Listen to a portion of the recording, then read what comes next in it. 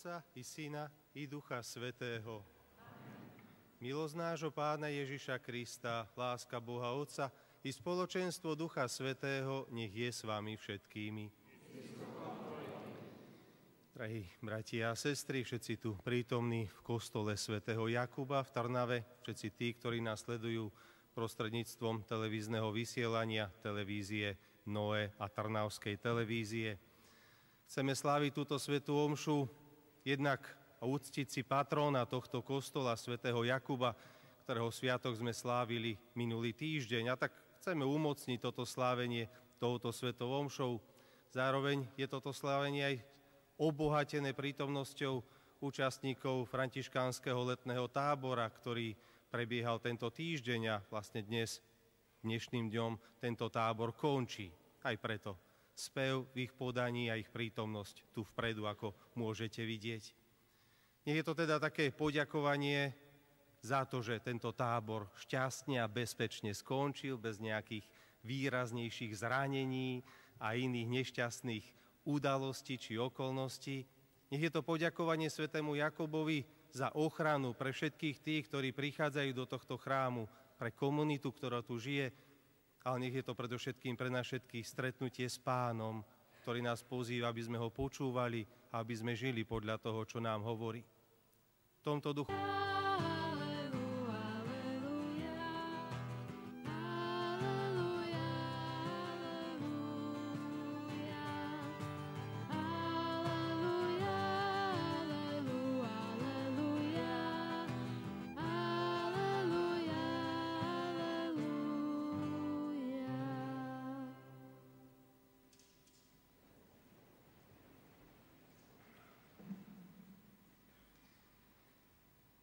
Drahí bratia a sestry, milí džifráci, všetci tí, ktorí nás sledujete pri televíznych obrazovkách, je leto, príležitosť cestovať, stráviť dovolenku kdesi inde a tak v rámci tých osobných stretnutí, ktoré určite máme všetci s rôznymi ľuďmi, občas zaznieva teda aj tá otázka, keď sa niekto vráti z tej dovolenky, no tak ako ste sa mali?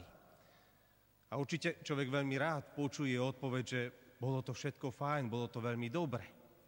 A zvlášť, ak sa to človek opýta nejakých detí, že rodina, ktorá cestuje, tak tie deti vedia o tom niekedy veľmi pekne rozprávať a je veľmi úžasné, keď s nadšením a s takou radosťou deti rozprávajú zážitky z dovoleniek, že sa mali naozaj dobre. A ak takáto odpoveď poteší toho, kto sa pýta, ako sa mali na dovolenke, určite poteší a zvlášť poteší samotných rodičov, ktorí vidia, že deti boli spokojné, že deti boli šťastné, že sa mali dobre na tom dovolenkovom čase. Veď kto by nechcel, kto z rodičov by nechcel vidieť svoje deti spokojné a šťastné. Uvidíme, čo budú hovoriť naši džifráci, keď sa vrátia po týždni domov rodičom, či boli naozaj takí šťastní, alebo možno vyťahnú aj niektoré nemilé veci, ale to už bude záležitosť konkrétnych rodín, kde sa vrátia. Ak sme si vypočuli teraz evanjelium, ktoré sa číta na sviatok svätého Jakuba, neviem, na ktorú stranu by ste sa priklonili vy.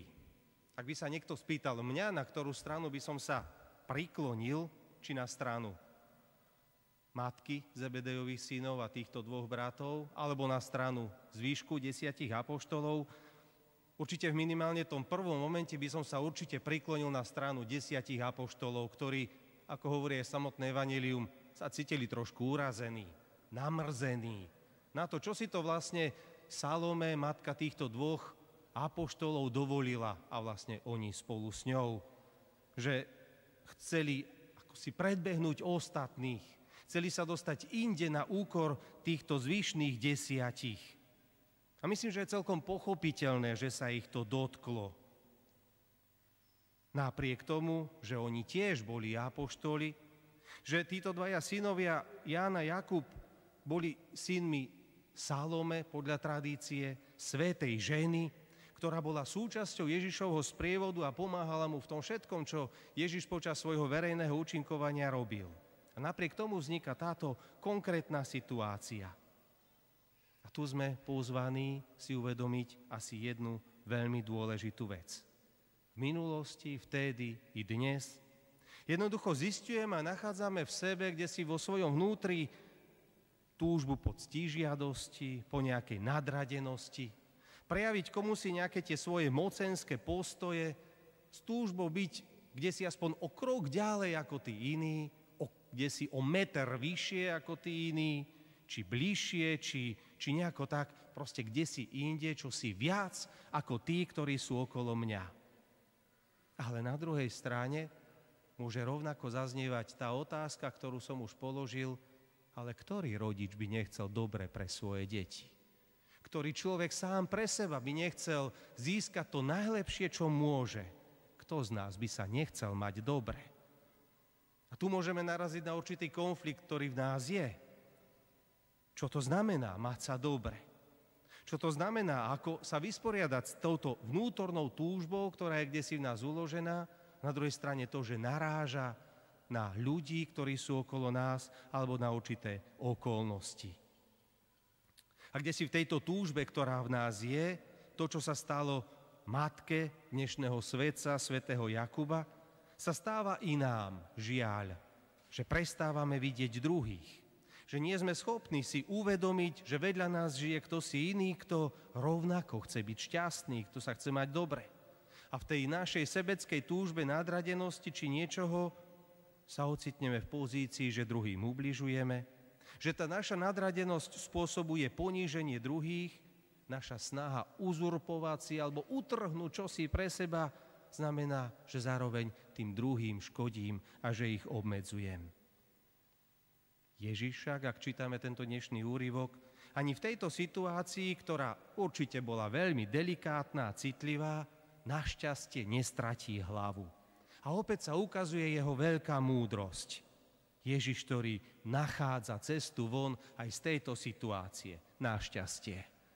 Boh je vždycky schopný nájsť cestu von. Nech by tie naše okolnosti a tá naša situácia bola akokoľvek komplikovaná a ťažká. Naši pútnici celý týždeň putovali, títo mladí ľudia. Mali dobrých sprievodcov, preto sa nestratili a preto dnes tu sú.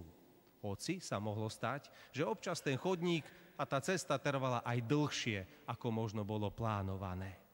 A to je efekt Boha. To je efekt toho, ak sa niekto zverí Bohu, či ľuďom, ktorí Bohu veria, že vedia nájsť tú správnu cestu. A Ježiš teda aj z tejto situácie všetkým tým, ktorí tam sú, ponúka cestu von. A veľmi ústretovo prichádza za touto matkou Salome, matkou týchto dvoch apoštolov a sa aj teda pýta, čo to vlastne chceš? Čo chceš, aby boli na tých najvyšších miestach? A teda ide proti otázkou, to robí veľmi často a pýta sa, ste ochotní piť z kalicha, z ktorého budem piť ja? Inými slovami, ste ochotní zdieľať ten istý osud, ktorý čaká aj mňa? Ísť tou istou cestou, ktorou idem aj ja, ktorú pre mňa pripravil môj otec? A vieme, že títo dvaja synovia veľmi rozhodne a radikálne hovoria, áno, chceme, ideme, sme ochotní piť. A Ježiš to zobere za svoje. Ježiš to zoberie naozaj vážne. A keď sa prenesieme o niekoľko rokov ďalej, tak zistíme z tých konkrétnych informácií historických a biblických, ktoré máme a ktoré hovoria o živote apoštola Jakuba, že ono sa to naozaj potvrdilo. Že on sa naozaj stal prvý. Prvý ten, ktorý pre Krista zomrel. Prvý ten, ktorý doplatil na mocenské a ctižiadostivé túžby iného človeka, Herodesa, ktorý, ako hovorí tradícia, nechal Jakuba zabiť, nechal ho sťať a hovorí sa, že to bolo úplne bez príčiny. Jediný dôvod, prečo to chcel urobiť, aby sa pred Izraelom a pred miestnym ľudom ukázal ako ten, ktorý nesúhlasí s kresťanmi a ktorý chce robiť niečo proti ním a že ich potláča a že chce zabrániť ich ďalšiemu rastu v počte a tak ďalej. A tak teda bez akejkoľvek príčiny ho necháva zabiť. Dopláca na túto mocenskú ctižiadosť kráľa Herodesa. Ale tu to nekončí. Vieme, že Boh má svoje plány a svoje cesty. Jakub podľa tradície sa dostáva, jeho pozostatky sa dostávajú do Španielska, do známeho mesta Santiago de Compostela, kde vieme, že stále prichádzalo v minulosti a stále prichádza veľa ľudí. A tak môžeme povedať, že i dnes Jakub je ten, ktorý dokáže priťahovať ľudí. Tá jeho túžba byť kdesi hore bola určite aj preto, aby ho iní videli, aby si ho iní všimli. A my môžeme naozaj povedať s veľkou vďačnosťou, že ľudia si svätého Jakuba všímajú i dnes. Všetci tí, ktorí putujú kdesi ďaleko a dlhé kroky, kilometre, merajú k svätému Jakubovi do Santiaga, ale možno aj vy, mnohí z vás, drahí bratia a sestry, Trnaváci, ktorí prichádzate nie k Jakubovi do Kompostely, ale k Jakubovi ku Františkánom tu v Trnave. A prichádzate preto, aby ste od neho tiež si vyprosovali múdrosť, orodovanie, pomoc a požehnanie. A tu sa ukazuje, aké zaujímavé a zároveň efektívne sú tie Božie cesty.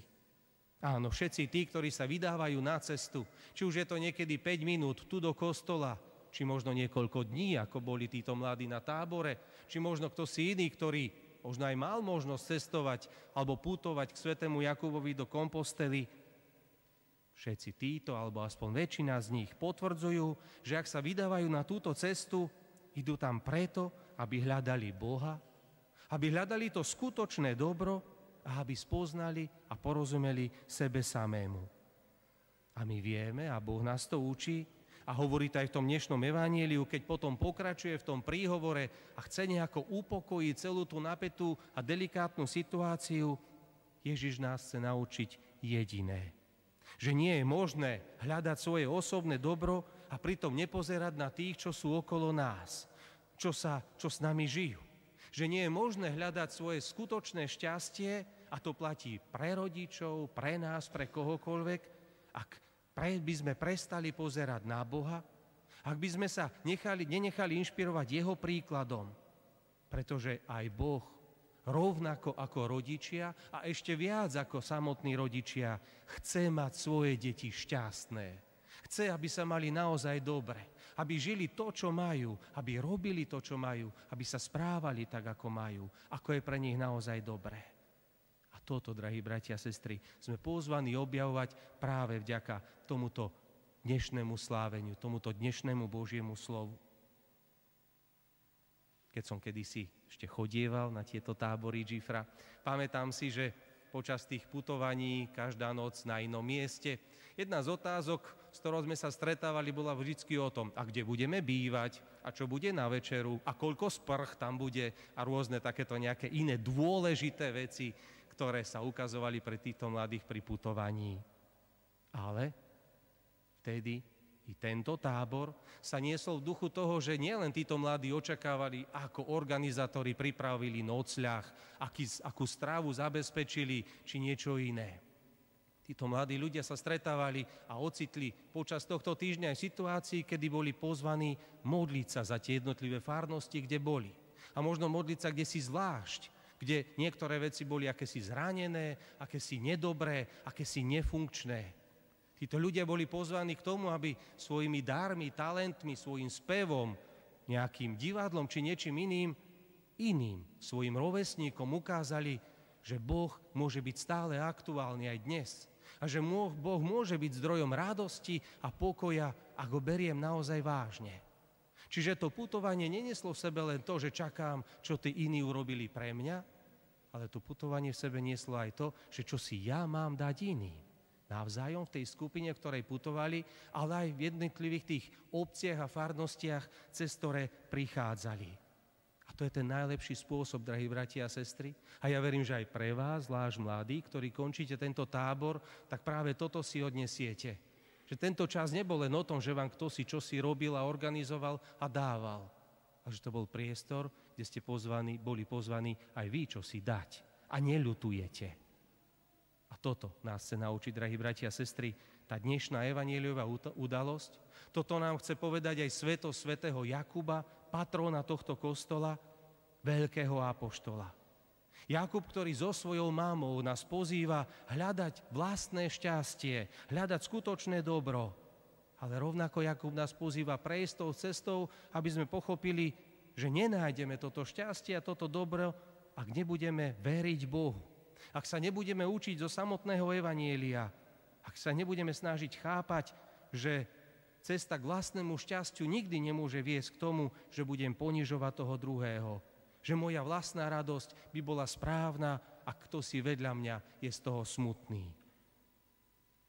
Modlitba, ktorá sa pripisuje svätému Františkovi, hoci reálne vieme, že vznikla neskôr, ale na tom nezáleží, hovorí krásne slova. Len keď dávame, nadobúdame. Len keď zabúdame na seba, nachádzame seba samých. Len keď odpúšťame, dostáva sa nám odpustenia. Nech aj v tomto svätý Jakub, svätý František, svätá Klára a všetci františkánsky svätí, ktorí týchto mladých sprevádzali v tomto týždni putovania, tábora, pobytu spolu, ale nás všetkých. Nech za nás orodujú, aby sme šli rozhodne za cestou šťastia. Aby sme chceli byť šťastní.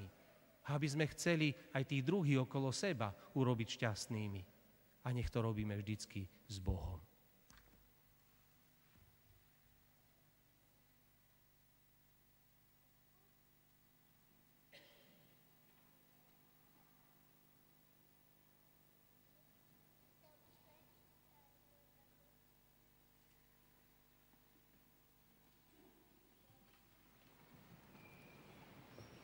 Vyznajme teraz našu vieru.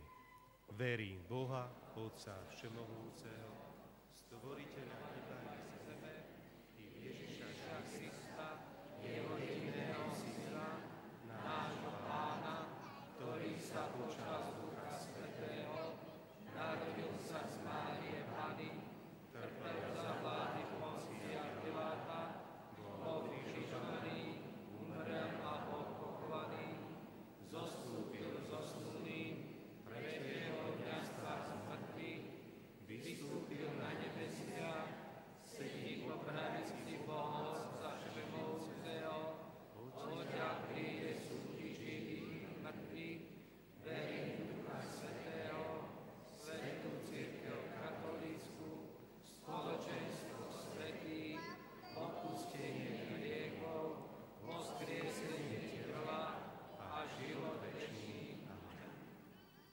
Drahí bratia a sestry, apoštoli sú prvými ohlasovateľmi Kristovho evanjelia a stĺpmi cirkvi.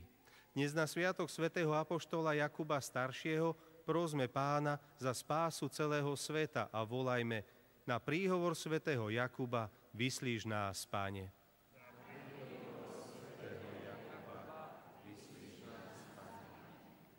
Otče, prosíme ťa za cirkev, ktorú si získal krížom svojho syna a vybudoval na svedectve apoštolov, aby vydávala svetu jediné bohatstvo, ktoré má, ukrižovaného a vzkrieseného Krista.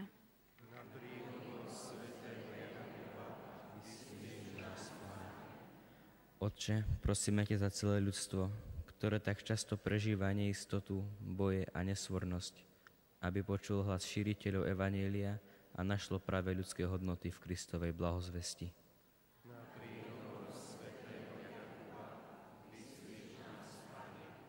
Otče, prosíme ťa za tých, ktorí trpia pre Ježišovo meno a pre spravodlivosť, ktorá sa usiluje o pokoj vo svete, aby ich obeť bola semenom nových kresťanov.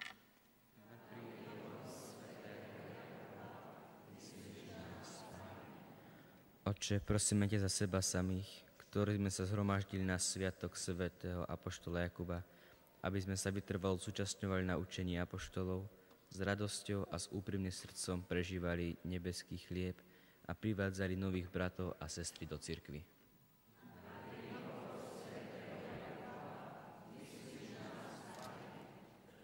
Bože Otče, dopraj našej zomrelej Olge účasť na Kristovom vzkriesení v Tvojom večnom kráľovstve.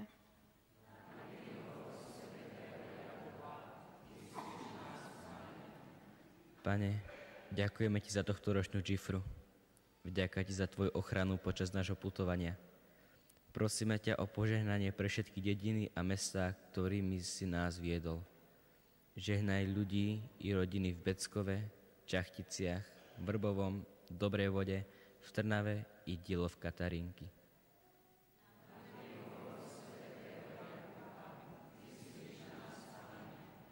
Pane, prosíme ťa aj za nás samých, za františkánsku mládež i animátorov. Daj, aby sme podľa vzoru a príkladu nášho brata svätého Františka z Asisi rozdávali evanjeliovú radosť a rozpaľovali svetlo viery všade tam, kam sa dnes rozídeme.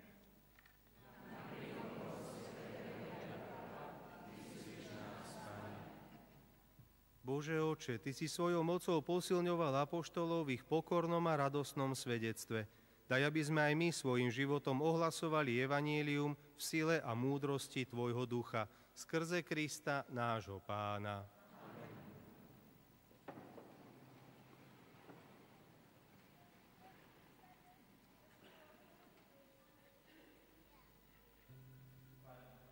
Prinášame Ti pas pútnika s prosbou, aby vynaložená námaha priniesla ovocie v našom každodennom živote.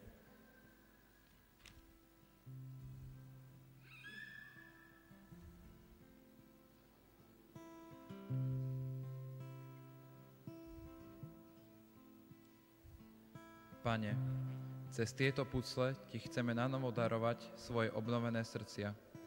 Daj, prosíme, nech sme darom pre našich blížnych a nech naša radosť rozdávaním rastie.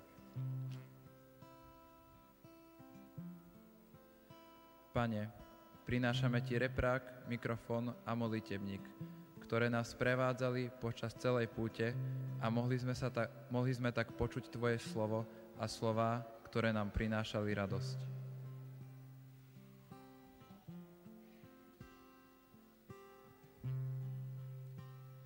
Pane, prinášame Ti magnézium a hroznový cukor, ktoré nám doplňali stratenú energiu, keď sme boli na pokraji síl.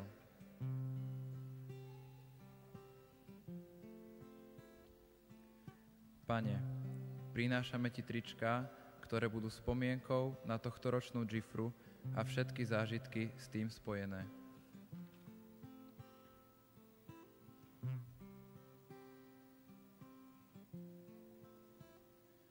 Pane, prinášame Ti prší plášť a opalovací krém, ktoré nám pomáhali bez reptania prijať počasie s vedomím, že pre rast sú potrebné slnko a dážď.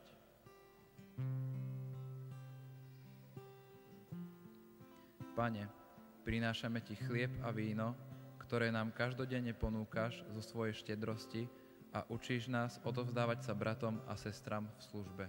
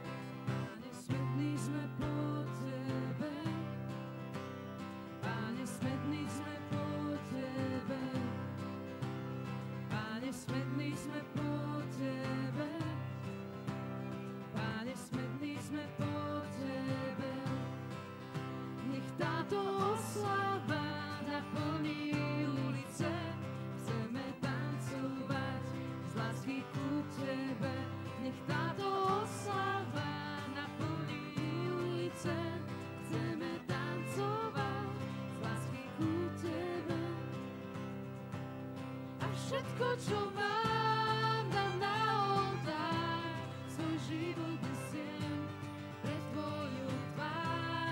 A všetko, čo mám, dám na oltár, svoj život nesiem pred Tvoju tvár. Páne, smední sme po Tebe, Páne, smední sme po Tebe, Páne, smední sme po Tebe, Páne, smední sme po Tebe. Nech táto oslava naplní ulice, chceme tancovať z lásky ku Tebe. Nech táto oslava naplní ulice, chceme tancovať z lásky ku Tebe. A všetko, čo mám, dám na oltár, svoj život nesiem pred Tvoju tvár. A všetko, čo mám, dám na oltár, svoj život nesiem pred Tvoju tvár. Modlite sa, bratia a sestry, aby sa moja i vaša obeta zaľúbila Bohu Všemohúcemu Otcovi.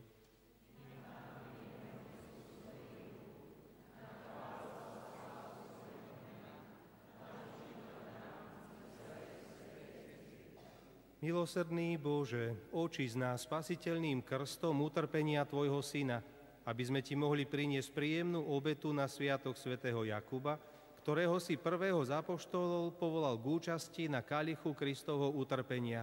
O to ťa prosíme skrze Krista, nášho Pána. Pán s vami. Hore srdcia. Vzdávajme vďaky Pánovi Bohu nášmu. Je naozaj dôstojné a správne, dobré a spásonosné vzdávať vďaky vždy a všade Tebe, Pane, Svätý Oče, Všemohúci a večný Bože, skrze nášho Pána Ježiša Krista. Lebo Ty si postavil svoju cirkev na základoch, ktorými sú apoštoli, aby ustavične žiarila na zemi ako odblesk Tvojej svetosti a celému svetu vydávala svedectvo o nebeskom kráľovstve. Preto teraz i po celú večnosť chceme Ti so zástupmi anielov vrúcne spievať a nadšene ťa oslavovať. Svätý, svätý, svätý je Pán Boh všetkých svetov. Plné sú nebesia i zem Tvojej slávy.